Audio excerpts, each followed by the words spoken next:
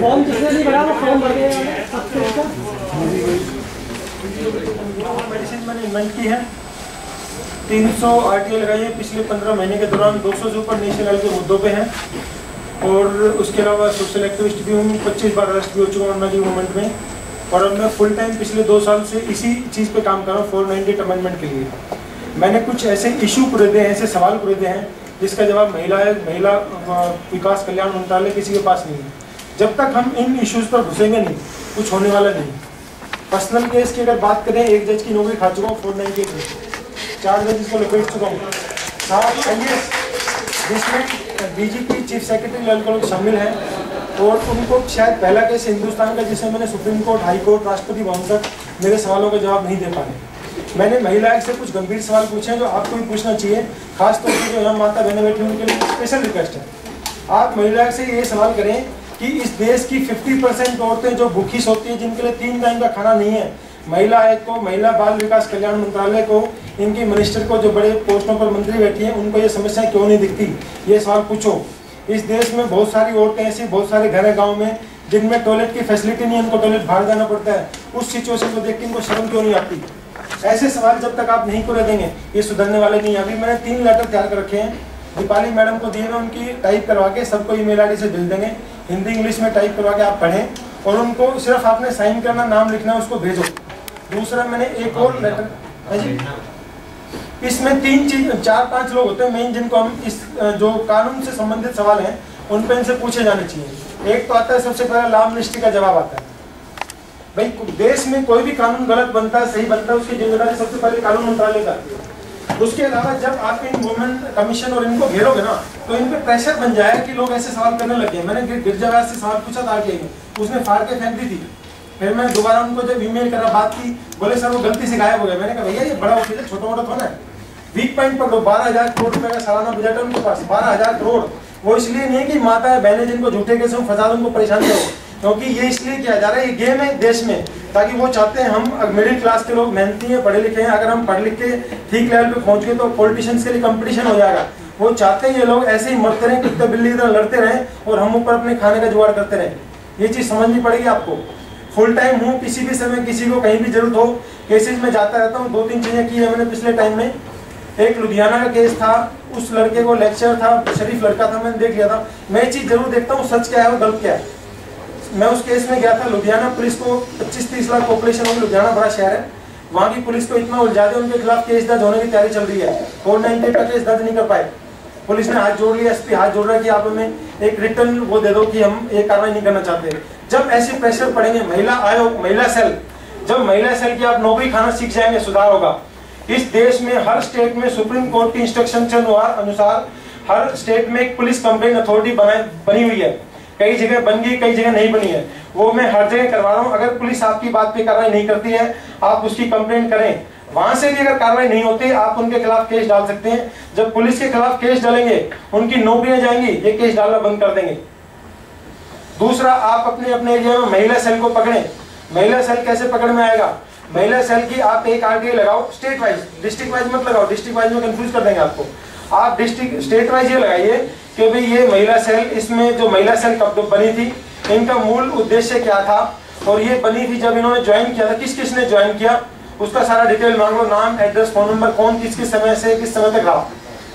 Second RTI में आप लगाएंगे कि इन्होंने जब ज्वाइन किया, जब इनकी parental property, movable, immovable asset कितनी थी, और उसके बाद कितनी खरीदी, खुद पत्नी और बच्चे बनाओ, और वो पैसा कहाँ से आया। महिला सेल सारी लपेटे में आ जाएंगी। फिर आपके डिस्ट्रिक्ट के जो आए, मान लो आपका मेरठ का केस है, मेरे पास पूरे यूपी का डाटा है, आप मेरठ वाले के पीछे पड़ जाओ, इनकम टैक्स वाले पीछे लगा दो, कुत्ते लगा दो उसके पीछे, उनका जीना आराम हो जाएगा। इनको काबू इसी तरीके से होगा। मतलब 3 तरीके से लड़ाई लड़नी है। एक तो जो केसेस दर्ज हो रहे हैं उनको रोकना, एक पुलिस में टेरर, डर पैदा करना। किसी को इस मामले में हेल्प चाहिए मैं कर सकता हूँ। पूरे सुप्रीम कोर्ट से भी मेरी RTI भी लगाई है, जो पूरे देश में पुलिस कंप्लेंट अथॉरिटी नहीं बनी है, वहाँ बनवाने का काम चल रहा है। अभी 2 दिन पहले रेवाड़ी के 3 SHO को लपेट के आया हूँ। 3 SHO एक साथ, याद रखेंगे। पुलिस साहब का कुछ नहीं बिगाड़ सकते, सिर्फ कलम चलानी आनी चाहिए आपको। फुल टाइम हूँ, मेरे पास वो लेटर, हर केस में वही गिनी चुनी बातें होती हैं। टाइम बहुत कम है हमारे पास, प्लीज वही गिनी चुनी बातें होती हैं। आप नंबर ले लो, कभी कोई हेल्प चाहिए, मैं 24 घंटे यही काम करता हूँ, दूसरा कोई काम नहीं है।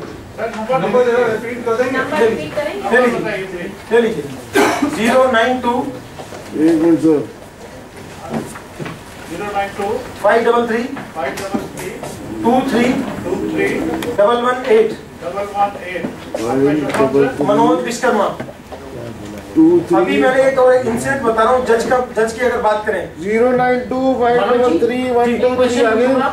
हाँ, अभी 2 दिन पहले प्राइम मिनिस्टर ऑफिस से ये आया है कि देश में काफी सारी फालतू की आरटीआई लगाई जा रही है, इससे सरकारी काम का वैसा है सर। मनमोहन सिंह जी क्या है कि मेरे हमारे जैसे लोग ऐसे सवाल करने लगे हैं। मैंने मनमोहन सिंह से आरटीआई में पूछा था कि अगर मैं राष्ट्रपति भवन के सामने सुसाइड करूं तो किसको क्या सजा मिलेगी, और एसपी के सामने सुसाइड करूं, डीजीपी के सामने सुसाइड करूं तो उसको क्या सजा मिलेगी, एसएचओ के सामने, थाने के सामने करता हूं तो उसको क्या सजा मिलेगी। एसएचओ के खिलाफ केस दर्ज हो जाएगा, बड़े लोगों के खिलाफ केस दर्ज नहीं होता। मेरे को डीजीपी ने गनमैन दे रखा, मैं लेके नहीं चलता। बड़े लोगों को उलझाने का एक ही तरीका, मैं सिंपल एक ही बात करता हूँ कि मैं तो मरने के लिए तैयार हूँ, मेरा कुछ होने के लिए नहीं है। अब आपके घर के सामने मरना, ऑफिस के सामने मरना, मुझे बताओ। मैंने जज से सवाल किया था, 30,000 रुपये मेंटेनेंस मांगा गया था, मैंने 27 लाख का मकान खरीद के वाइफ के नाम करवा दिया गया। 80 लाख का मेरा इंश्योरेंस था, उस मकान के लालच में ईएमआई में भरता था 22,000 पर मंथ। केस कर दिया गया, मेरी नौकरी चली गई। 30,000 रुपये मेंटेनेंस मांगा था, मैंने जज से 2 सवाल रखे थे। मैंने कहा था सर मैं न्याय मांगना चाहता हूँ, न्याय चाहिए मुझे। ये न्यायालय न्याय के लिए बनाया गया था किसी और काम के लिए? लिखो आप एफिडेविट में, जज भी डरेगा। फिर मैंने पूछा अगर आपकी न्याय ना देने की कोई मजबूरी है तो मुझे न्याय नहीं दे सकते तो इच्छा मृत्यु दे दो। वो भी नहीं दे सकते, किडनी और खून बेचने की परमिशन दे दो। अगर वो भी नहीं कर सकते तो मैं मरने के लिए तैयार हूँ। मैं आपको मरने से पहले लेटर डाल के जाऊंगा और मेरे मरने के बाद भारतीय कानून के अनुसार मेरे सारे बॉडी ऑर्गन्स बेचकर उससे जो पैसा आए उसमें से 50,000 रुपये उनके लालची वकील उनका नाम लिख दो, क्योंकि झूठा केस पैसे के लिए करते हैं। उसके बाद जो पैसा बचे लालची वकील को 50,000 रुपये उसके लालची फादर को और उसको दे दिया जाए ताकि इनकी फ्री के पैसे की हवा शांत हो सके। आपको चाहिए तो 1 लाख आप भी रख लेना, वो एफिडेविट बना के दे दो। जब देखना आपकी शक्ल भी देख के भाग जाएगा। आप लोगों से सबसे मेरी रिक्वेस्ट है, मनोज जी को जो भी फोन करे, आपके पर्सनल केसेस के लिए यहाँ पे बड़े बड़े दिग्गज बैठे हुए हैं, लेकिन मनोज जी को जो भी फोन करे वो इस पर्पस के लिए करे जो उनके साथ इस मूवमेंट में जुड़ना चाहता हो। आपके पास, आप इनके अंडर अगर आरटीआई एक्टिविस्ट बनना चाहते हैं या ट्रेनिंग लेना चाहते हैं तो इनको स्पेसिफिकली फोन करें, वरना क्योंकि एक बहुत बड़े सोशल कॉज के लिए हम सबके लिए काम कर रहे हैं। We are all very thankful to him कि इन्होंने ये कदम उठाया है। और आप इनको, आपके पास जो अभी लेटर सर्कुलेट हो रहा है जिसमें आप अपनी अपनी एक्टिविटीज को टिक कर रहे हैं, उसमें जो लास्ट कॉलम है लीगल एक्शन का, उसको हेड मनोज जी करने वाले हैं। तो जो भी इंटरेस्टेड है मनोज जी के साथ जुड़ने में, इनकी सपोर्ट करने में, वो इनको डेफिनेटली फोन करके कांटेक्ट कर सकता है। मेरे पास नंबर रिपीट कर देंगे, मैंने सारा मसाला तैयार कर रखा है। सिर्फ मुझे 2 हेल्प चाहिए, मुझे वो लेटर से लिखे उनको टाइप करके, ताकि हिंदी इंग्लिश में जो जैसा पढ़ सके उनको आम लोगों तक पहुंचाने में मदद करे। बाकी मुझे कुछ नहीं चाहिए, बाकी मसाला सब तैयार रखा है। हर केस में वही होना है, वही एफिडेविट देने। आपको एफिडेविट में एग्जांपल बता दूं, जब मैं नॉर्मल पे गया ना, वकील उस चीज को, जब मैं नॉर्मल में एफिडेविट साइन करवाने गया ना नोटरी से, नोटरी डर देख के इच्छा मृत्यु उससे इतना तैयार हो जाता है। जब मैंने देखा वकीलों को बात क्या होती है, जज को देने गया, जज देखते ही अंदर चला गया रूम में, 1 घंटे बाद निकल के आया। अब जज की बहुत कम लोग हैं इस देश में जो जजेस को लेटर लिखते हैं। आप जज को लेटर लिखो, उसके बाय नेम लिखो। बाय नेम का फायदा क्या है, वो खुद जिम्मेदार है। और मेरे पास वकील भी नहीं है, बिना वकील के लड़ रहा हूँ अपना केस। अब जज इतना परेशान हो गया, 3 जज को लपेट दिया, 3 जज की कंप्लेंट डालती, 4था जज आया, वो कह रहा है कोई कंप्रोमाइज नहीं हो सकता। मैंने कहा जज साहब मैं कंप्रोमाइज के लिए नहीं लड़ रहा हूँ। मेरे ससुर ने मुझे 20 लाख और 1 किले की ऑफर की थी, मैंने मना कर दिया। 2 करोड़ का क्लेम डलेगा आज के दिन। और शायद पहला केस है, केस चलते हुए मैंने क्या किया, 3 साल में यही चीज पाई है कि केस चलते हुए भी आप ससुराल वालों के खिलाफ और पुलिस के खिलाफ केस डाल सकते हो। ये आज तक किसी वकील ने आपको नहीं बताया होगा कि केस चलते हुए। अभी तक सब कहते हैं केस तो 498 डल गया, आप कुछ कर नहीं सकते। अगर आप उनके खिलाफ केस डालोगे, पुलिस और जज काबू में आ गए तो सब कुछ काबू में। वहाँ जो भी हेल्प चाहिए मैं हेल्प कर सकता हूँ। आईओ की कंप्लेंट करना किस लेवल? सर सवाल बात मनोज जी से आप बाहर पूछ लीजिए, जनरल चीजें कभी ऋत्विक भाई, एक क्वेश्चन है एक्चुअली जो मेरे साथ मेरा इंसिडेंट हुआ। सर मेरा नंबर है, किसी से बात करो, किसी से बात करो। एक लाइन में शेयर करना चाहता हूँ। ऐसा ये मूवमेंट की वजह से कि आज से 7 साल पहले मैंने ये झेला, और इसी की एफआईआर की बदौलत मेरे ऊपर जितने भी केस हुए, 125 डिस्ट्रॉय हो गया, कैंसिल हो गया, डीवी कैंसिल हो गया। 498 की एफआईआर दिल्ली में हुई, यूपी में, और आज तक नहीं पता वो एफआईआर। मेरे घर कोई पुलिस पुलिस नहीं आई, मैं गिरफ्तार हो जाऊँ। यार सब लोग अपने क्वेश्चंस भर ले और वो प्लीज अमित को दे दे। अमित अंदर घूम रहे हैं, प्लीज आप अमित को दे दीजिए।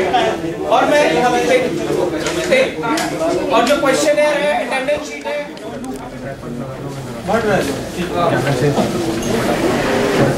अमित